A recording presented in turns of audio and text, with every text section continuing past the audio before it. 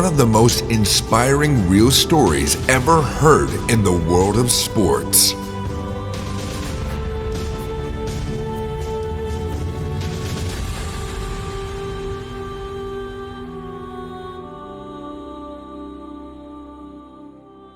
It all begins in the year 1944 with Branch Rickey, a former baseball player and then manager of the Brooklyn Dodgers, was planning on recruiting an African-American player for his team.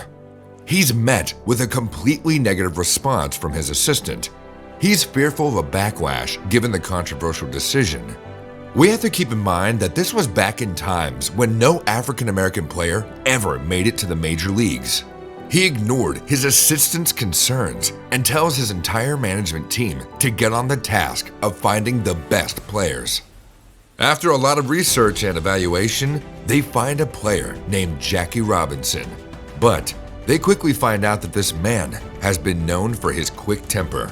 When Rickey discovers that Robinson's temper and outbursts are all due to him standing up to himself against racial discrimination, he considers the player to be the ideal candidate. It's due to this level of courage and determination that Robinson becomes Rickey's optimal choice. Robinson had played for UCLA and served in the Army, but he had been court-martialed, given many altercations. At this point, Rickey is fully convinced that this is the player he wants, and he sends out his team to meet with Robinson. Once Robinson arrives at Branch Rickey's office, he gives him an offer of $600 each month to play with the Brooklyn Dodgers. This also includes a juicy $3,500 bonus upon signing the contract. Rickey is quick to mention that the only way that this deal can happen is if Robinson promised to keep his quick temper under control. Rickey is aware of the inevitable confrontations that could arise with the team. After all, this is an all-white roster being introduced to the first African-American player ever to share a locker with them. The reality of this particular situation is that Robinson is going to have to keep cool when faced with possible racial discrimination, and he'll have to prove his worth as a team member. It is important to note that Rickey was offering something to Robinson that had never been offered before. Much like Carl Brashear being the first black man that was allowed to become a Navy master diver, Jackie Robinson was the first man ever to be offered a position in a Major League Baseball team. At this point, Robinson signs the contract, and his excitement encourages him to propose to his girlfriend Rachel. He wastes no time and marries her almost immediately, as he can now foresee a future that allows him to raise a family. The couple's to fly to Florida for their honeymoon, but a layover in New Orleans would prove to be a very rude awakening in terms of the racial segregation that was still rampant in the USA. Rachel looks for a bathroom as the couple arrives at the flight booking agency for their Florida flight. She notices that the bathroom door says whites only. This enrages her, as she has never seen such a thing in the past, and she ignores the sign and walks into the bathroom. When she comes out of the bathroom, they approach the flight agent to book their flight, and she refuses to allow them to book it. This is done in retaliation to Rachel's refusal to respect the sign on the bathroom. The couple was forced to take the bus to make it through the rest of their journey. Keep in mind that this is over 10 hours of driving versus less than 90 minutes of flight. Once they finally arrive in Florida, sports writer Wendell Smith welcomes them to the estate and lets them know that Branch Rickey had personally requested him to help the couple get settled. The hotels in Florida only allowed white people to book rooms. For this reason, Wendell found a villa for them to stay in. The following day is going to be a huge moment for Robinson, as he is about to arrive at the field to begin training with his team. A team that is not likely to welcome him with open arms. His arrival to the field comes with a pack of reporters that look more like hound dogs looking for some fresh meat. They are quick to overwhelm the new player with endless questions regarding political topics, and they try to set him up to look bad. Robinson manages to keep his composure and acts in a very calm manner by answering that all he is there to do is play baseball. Before Robinson gets to train or play with the Dodgers, He is to play with their affiliate team, the Montreal Royals. Ricky is there to watch Robinson as he takes on the field and starts showcasing his skills. Soon after, Robinson gets to play with his new team against the Dodgers in a practice match. This is no ordinary match, as it was the first time ever in the history of American baseball that a person of color was allowed to play in the MLB. The stadium shows the obvious racial segregation that is still happening in Florida. Black and white people have separate bleachers, and you can see how black people are happy to see a player representing them, while white people seem enraged and angry to see this happening. Racial insults are quick to start echoing over the field as Robinson steps on the plate. That same day, a man visits Smith to let him know that a few white provocateurs are planning to arrive at Robinson's house to intimidate him. He says that they do not accept having a black player on their home team. Smith calls Ricky and they decide to send him to Daytona, but Ricky decides not to tell him why this was happening. He wants Robinson to stay cool and focus on the game. Unfortunately, as they are driving to Daytona, they encounter a group of white people drinking outside a bar, and he tells Robinson that they are moving him to Daytona due to how dangerous it is to keep him in the same location that he trains. At this point, Robinson is shown as a firm and dedicated player that keeps his focus on the field while he handles racial discrimination and hateful comments.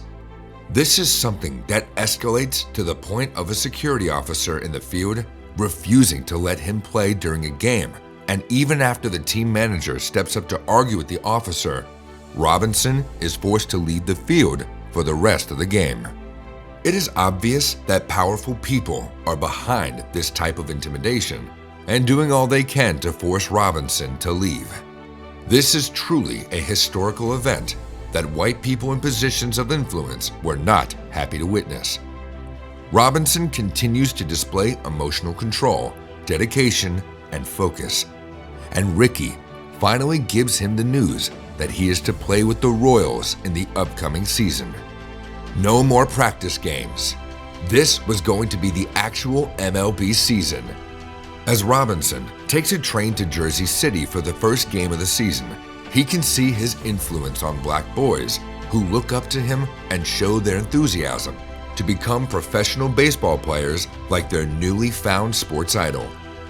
Now we see a Robinson who becomes a father and is enjoying his life as a professional baseball player with the Royals. He is unaware that as he continues playing for the Royals, the Brooklyn Dodgers team is signing a petition to keep him from becoming a team member. At this point, the head manager for the Dodgers steps in and tells the team that they are not to continue to rally against Robinson. This is followed by a direct warning that they will be putting their own positions on the team at risk if they keep up this behavior. This is a posture that may seem like a cliche in many movies related to racial discrimination, but it was truly a common thing to see for white teams in sports and business to organize against anyone of color that wanted to become part of their world. At this point, the players cease to attempt to get Robinson out of the league, but the Dodgers manager is forced to quit due to an affair that becomes a public scandal. This leaves the Dodgers without a manager. While this is happening, Robinson is finally presented with a contract that officially brings him to the Dodgers roster. Walking into the official Dodgers locker room was not as bad as it would have been before. All players were warned that they are to treat him with respect, and a few of them even greet him with a handshake. He is then taken to his uniform, and the number 42 is on his jersey. A number that is so relevant that it became the name of the movie. His first arrival on the field as a professional baseball player for the Dodgers was one that came with mixed feelings. Just as it had happened on the first practice game with the Royals, Robinson was met by a proud African-American crowd and a discontented white crowd. Fast forward to the game between the Dodgers and the Phillies. The head coach for the Phillies becomes the next antagonist as he yells racial slurs at Robinson while he's batting. This is a very crucial point to the movie, as it was likely to be Robinson's career in real life. This was the moment when the pressure of being hated for his skin color got the best of him, but he did not let the public see this. He then fell to his knees and started crying, as his frustration created a boiler room of emotions inside his heart and soul. This is the moment when Ricky tells him that he's facing the perfect opportunity to show the world that he deserves to be where he is. This pep talk encourages him back onto the field with an energized attitude as he steps up to the plate again. He's even more encouraged as he sees one of his teammates standing up to him and telling the Phillies head coach to back off. This leads to a scene with Robinson scoring a winning run for his team. He is also thankful to his teammate for standing up and defending him. At this point, he is determined not to care about the opinions of hateful people, and he is more motivated than ever to focus on the game. His value to the team has been proven, and this is all he needed in order to keep going strong. The next roadblock attempt occurs when the general manager of the Phillies calls Ricky to ask him not to bring Robinson out for any future games. Ricky is quick to let him know that Robinson is not going anywhere and that he will play in every game in every city. We then see the arrival of the Dodgers team in Philadelphia. It is extremely hostile as they are denied entrance to the hotel they had booked because of Robinson being on the team. The backlash for the Phillies is then felt in the press, and the general manager of the team can see that they can no longer continue to treat Robinson this way. The problem continues as Robinson is purposely hit in the face with a baseball by the Pittsburgh Pirates pitcher. At this point, Robinson is used to the situations that arrive in every game, and he comforts Rachel, letting her know that everything will be okay. One day, a player from the Dodgers team complains of a threatening letter that was sent to him by a fan in regards to playing with Robinson. Ricky is quick to show him how Robinson receives dozens of those letters daily that even threaten to hurt his family. This proves to be a wake-up call to his teammate in regards to how much abuse Robinson is forced to take so that he can be on the team. This triggers an event that takes place in the next game. That same team player stands next to Robinson and wraps his arm around him as a show of support as the audience tries to intimidate him. This also leads another teammate to become more empathetic towards Robinson's struggle. This takes us to the game against the Cardinals, one that leads to an intentional injury to one of Robinson's legs.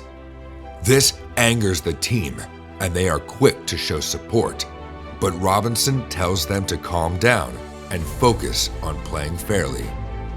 Then, we see Robinson in bed recovering from the injury as Ricky tells him that he has become a crucial part of the fight against racism. This prompts Robinson to ask Ricky why he has been so supportive of him all this time.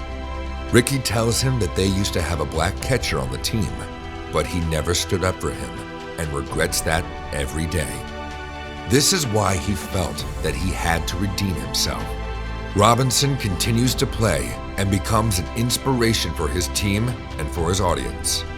He gets to play against the Pirates again, and he scores a home run against the pitcher that hit him in the face in the previous game. All of his actions, struggles, and accomplishments led Robinson to be nominated for Rookie of the Year in 1947.